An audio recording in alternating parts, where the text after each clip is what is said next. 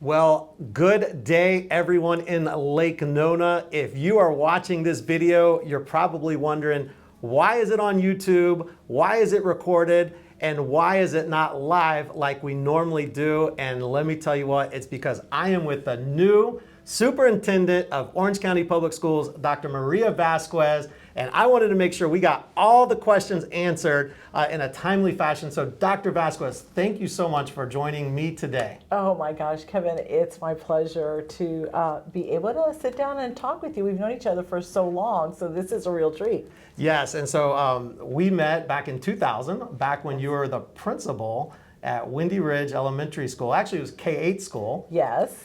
And so, but tell us a little bit about yourself and maybe your career so that the people of Lake Nona and Orange County can get to know you. Certainly. So I began my career as a classroom teacher. I started teaching in Hillsborough County, where I was born and raised. And then I became a resource teacher at the district office for professional development for reading and language arts. After that, I became an assistant principal, a principal supervisor, chief academic officer, deputy superintendent, and now superintendent. So that begs the question, at what point in your career did you realize that you wanted to be superintendent, or was it just something that just kind of naturally was a progression in your career path? So I've been incredibly blessed to have people in my life, mentors that pushed me and challenged me in whatever role I was in, starting out as a teacher. And I've loved every job I've had. Every position has been so rewarding. But I did not think about the superintendency until I became a deputy superintendent. Barbara Jenkins, our Superintendent Emeritus, she officially retires in December, really was the one that said, Maria, you can do this. And so she gave me additional responsibilities. She put me on different boards so I could engage more with the community. And then the pandemic hit, and all that we went through, all the decision making, it was there that I thought, I can do this. I can be the superintendent of the 9th largest school district in the country. Yeah, and so speaking of 9th largest school district, you mentioned the term mentor. Talk about the role of mentors, not just with students, but even with teachers, administrators, even parents, and the value of having a mentor. So I have found it incredibly valuable in my life, and I'm glad you pointed out those various individuals and roles that we all play. I think we all have points in our life where we're doing something new, or we come across something that we don't know how to handle. And sometimes we don't seek help. We don't look to others who maybe have walked in those shoes. And so I have always found such value in mentors, not only for my work, but in parenting, because I have 3 children and all 3 were different. And, that's quite challenging. And so when you're going through different issues, it's so important to have a support system around you and someone, a mentor, that you can talk freely and they can give you advice. You also mentioned teachers. We're facing a teacher shortage across the country. And what we find, yes, salaries is an issue, but really they find the lack of mentors, the lack of support as being one of the top 2 reasons why they leave the profession. And so we need to find opportunities to make sure that they do have that support, that they have more mentors. And of course, I can't tell you the value of having a mentor for a student. Lake Nona is an incredible community. I love living here, working here, but not every child is blessed and fortunate and has someone at home that they can talk to. And so many of our children need that person just to check in. How was your day? Talk to them about how to handle various stresses, how to deal with conflict. And that's one of the things that I know in this community. We have many individuals that mentor students at the elementary, middle, or even at the high school. It doesn't always have to be career related. It really can be about life and dealing with those challenges.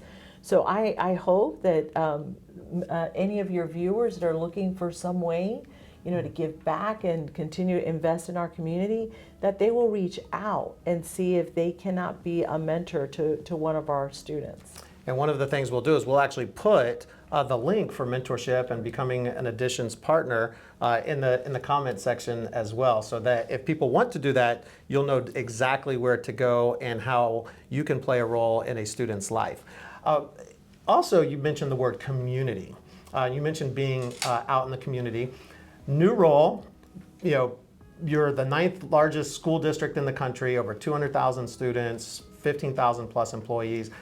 How important is it for you to be out and about in the community, being visible within the Orange County School District? I think it's critical. We have come out of a pandemic, and although things are normal, they really are not the way they were pre-pandemic. And so it's important for me, number one, to hear from what our teachers are experiencing, what our employees are experiencing post-pandemic, because their roles and their jobs have changed. What supports do they need? I just visited Lake Nona High School and had an opportunity to talk to some students, and I asked them, what do you need that you aren't getting that would make school a success for you? And they had some incredible insights. So from the school perspective, it's very important so that I know that we're heading in the right direction, that we're able to harness the resources and supports that we have to be able to provide what our students, our teachers, employees, our administrators, and our families need. As far as the community is concerned, Orange County is incredibly fortunate to have a community that values and prioritizes education. Thank you to all of our community for voting for the mill. It passed with an 82% approval rating, and that speaks to the value they put in education, and the investment that they see is giving them good returns. And so being out and seeing how we can continue to partner, the workforce has changed, as you well know, and more of our business partners are seeing that they are going through shortages with their employees. They're having to rethink how they're onboarding, how they are creating pipelines. And we have many of them that want to partner with us. They want to see how can we work to increase the number of students that come out of high school that maybe they want to take a year or two off, or maybe they don't want to go to college. They want to take on a different role. They're hungry to work with us. And the last part about it is just sharing all of the incredible opportunities and incredible school system that we have. And I know you do a great job of that. You are such a supporter of Orange County Public Schools. And when you have individuals in the community like yourself who are talking about our school system, that makes other people want to say, oh, let me find out more about that. And it increases the advocacy, it increases the awareness of everything that's available for our students and for our families. Well, I'm a product of Orange County Public Schools, and of course, as you know, I worked with Orange County Public Schools, so it makes it easy for me to want to partner with the schools and to connect with our teachers and with our administrators. You just mentioned Lake Nona High School, so we have to talk about Lake Nona High School. We're the largest the largest high school in all of Central Florida. At the beginning of the school year, we were thinking maybe 4,000. I think we're busting 4,500. Next school year, the potential for 5,000 plus. We know the relief school is coming, 2024. Walk us through the process of how school sites are chosen, and how quickly based on need. And the example being Lake Nona High School, we're going to be massive next school year until we get our relief school in 2024. So you're right about Lake Nona High School. People just are coming here in droves, and we're very happy that people are moving to Lake Nona. We are currently just over 4,300. We haven't hit 45 yet, okay. But it's coming. Mm-hmm. You can see the construction, and we monitor enrollment very closely. Lake Nona has been coming in over projections, and our student enrollment department does that. They work with the developers and the various entities that bring employees into our community, and they forecast. Based on the forecast, we look at purchasing property 5, 10 years, in some cases even more in advance based on the potential growth. Lake Nona, as you know, has had so many relief schools. I mean, Laureate Park relieved Eagle Creek. We have Vista Lakes that has also opened up. We have the middle school that was recently relieved. And in 2024, yes, we're opening the new high school, but we also have a new elementary school, a new middle school, and in 2025, I believe there's another elementary school, and in 2030, I think there's another middle school and 2 elementaries. So we did recognize that Lake Nona High School was coming in ahead of our projections, which is why we moved up the high school opening by 1 year. We have and will continue to monitor what they need, so additional personnel to ensure our children are safe, whether that be assistant principals, deans, security officers. They will definitely get the teachers so that the class sizes are in compliance.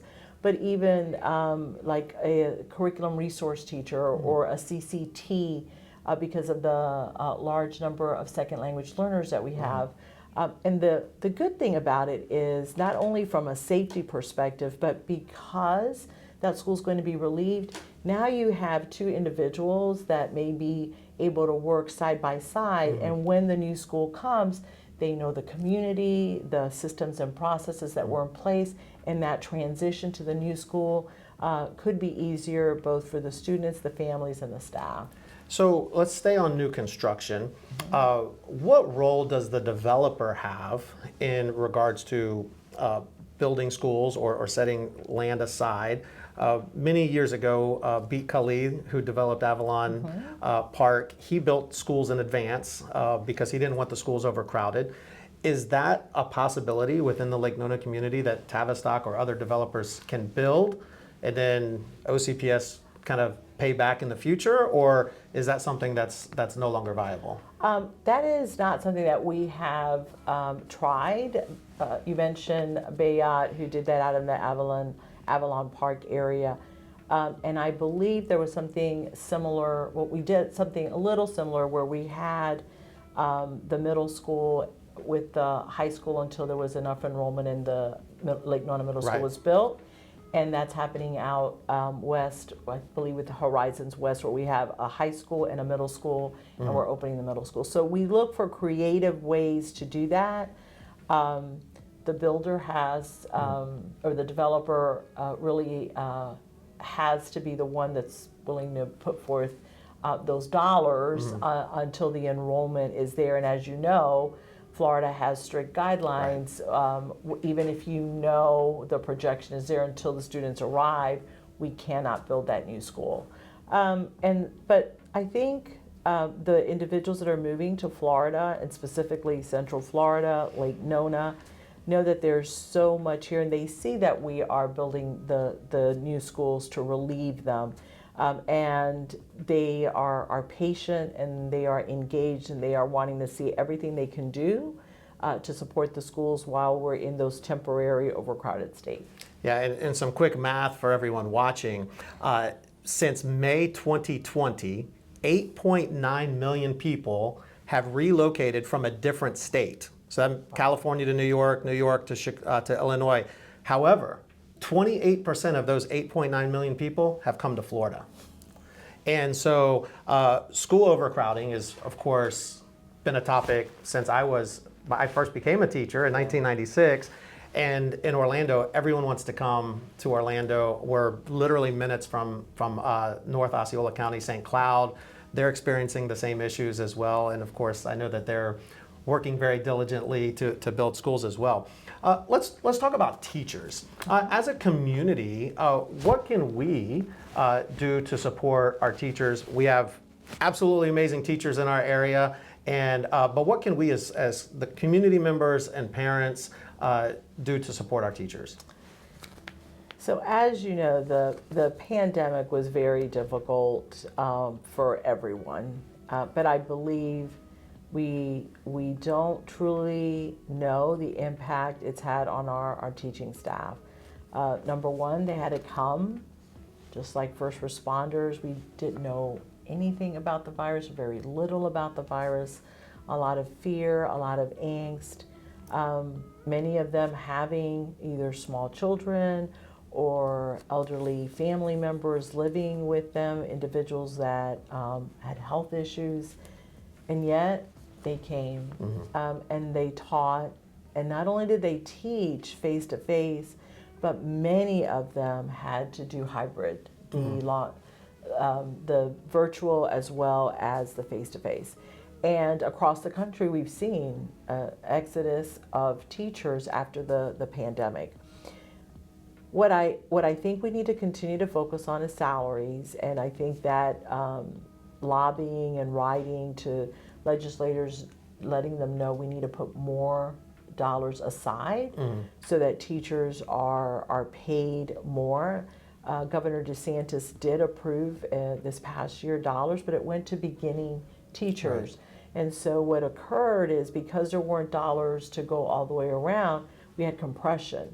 And so now you have teachers who have taught 10, 11, more than that, making the same as a beginning teacher. Right. That's hard. Yeah. So we need to see if in this next budget, dollars are allocated so that we can relieve that compression. And then aside from that, our teachers need to feel that they're valued, that you recognize how difficult the job is, especially today with what's going on with our mental health issues, the changes in the curriculum, the changes in the assessment, some of the legislation that's out there.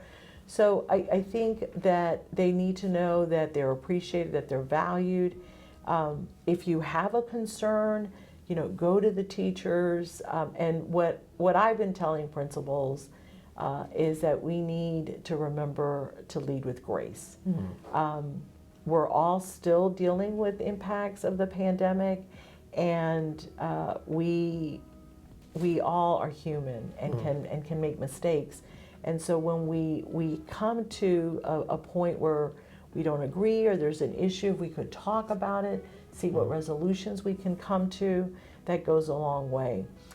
Sometimes a simple note, an email, thank you so much, I appreciate XYZ, because they do. Our teachers don't stop working when the bell rings, right? They go home, they have families, they have to cook dinner, homework with their children, and then many of them then they continue to work on lesson plans, grade papers, answer emails, and so there's so much that they do, and I think just letting them know how much they're appreciated, it will go a long way. One of the things you mentioned about giving grace is we're big believers that everyone has a story. Yes. And we never know when they come to us what part of the story they're in. So it could be a very bad part of their day, bad part of their story, and they're not mad at us. They may not even be mad at the situation. It's just because of other things that are going on in their life that we're not aware of. Correct. And so once we get to the point that we realize everyone has a story, it's a lot easier to extend grace. So now you mentioned community and with the teachers, one of the things that we've been working on is, you've seen what we've done with schools in Orange County, but we're training real estate agents to go into other schools within Orange County Public Schools to do the exact same thing. And so we taught 50 real estate agents just last month about going into the schools, and we're excited that we're hopefully one day we're going to have every single school in Orange County Public Schools with a real estate agent attached to it that's going to be able to pour into them and to give back. Yeah, I think that's incredible, not just because of how you're investing in them and showing the appreciation, and I can tell you they are just so appreciative. But you become ambassadors for our schools, and you're able to share the good things, and you're also able, when people don't have the right information, you're able to help direct them and say, you know, that doesn't sound right. Have you tried calling the principal, or have you looked on the website? Have you talked to the teacher? That communication, that collaboration is what truly creates incredible schools that are the heart and soul of the community. Right. Now, you just became the superintendent. What is your goal and vision for OCPS while you're the superintendent? So I'm incredibly humbled that I was chosen to be the superintendent. I know that we've got issues that we're addressing, the learning loss that our children have experienced as a result of the pandemic, staff shortages, so trying to be able to not only recruit but retain quality staff that we have working and providing support to our children.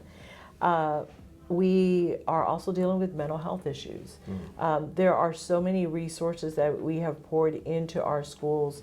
All of the middle and high schools have a dedicated social workers. They have guidance counselors, SAFE coordinators. We have mental health counselors that are not necessarily assigned to a school, but are able to also provide counseling and support. We have partnerships with many agencies in our community that do provide that. So mental health is very much an issue. But the number one issue that we face is safety. Keeping our children and our employees safe. We have done a lot of work with our local law enforcement agencies. We have a resource officer in every one of our schools.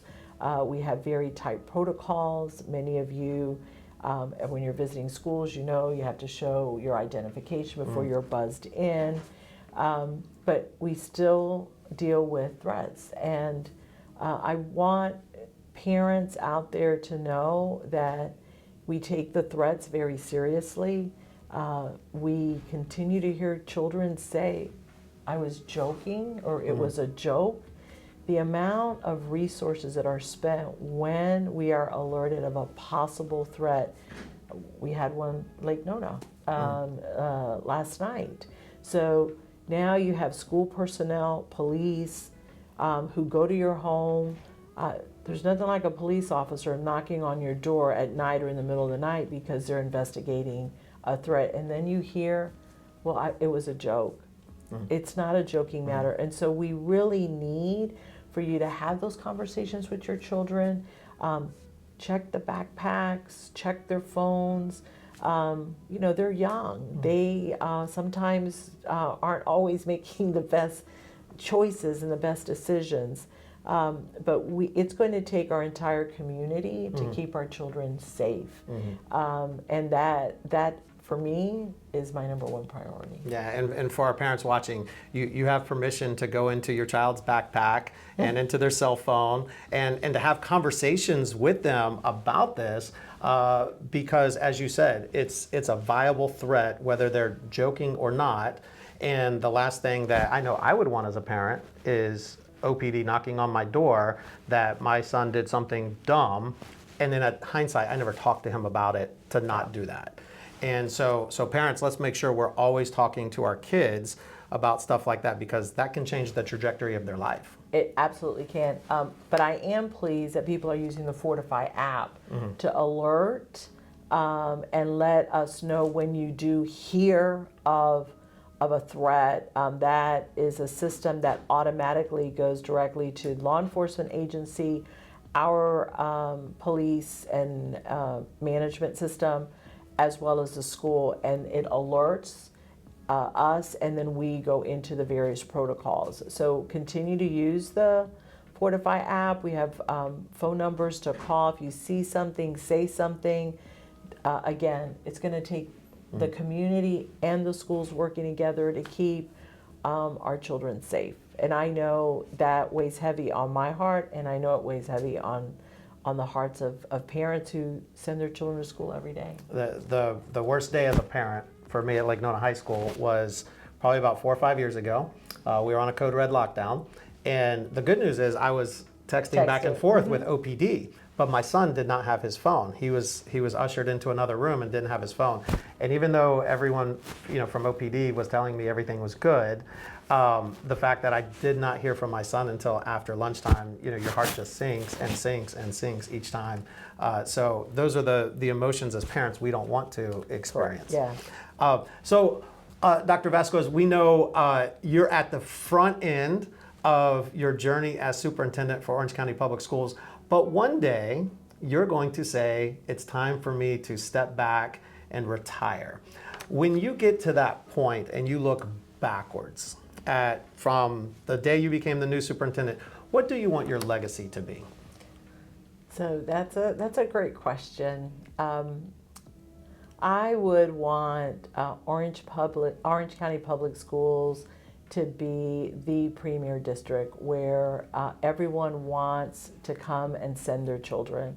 I want the community to feel that they're an integral part of our children's success in our schools, and that we're true partners in education.